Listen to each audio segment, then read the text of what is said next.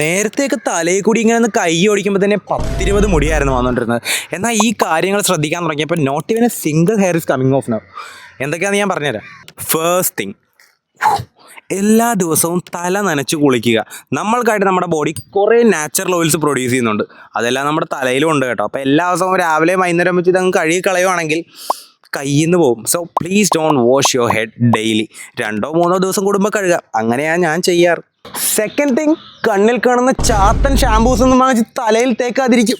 അയ്യോ, പണ്ട് ഞാൻ 1 രൂപയുടെ ഷാമ്പൂ ഒക്കെ വാങ്ങിച്ച് തലയിൽ തേക്കുമായിരുന്നു. Please don't do that. Have some quality. തലയൊക്കെ ഡ്രൈയും ആകും, ഫ്ലേക്കിയും ആകും. Please don't. തേർഡ് കാര്യം, ബൈ ദിസ് ബാഡ് ബോയ്. ഇതാണ് ഹെയർ മസാജർ. 1 കൊല്ലം മുന്നേ ആമസോണിൽ നിന്ന് 80 രൂപ വാങ്ങിച്ചാൽ ഇതുവരെ ഒരു കുഴപ്പമില്ല.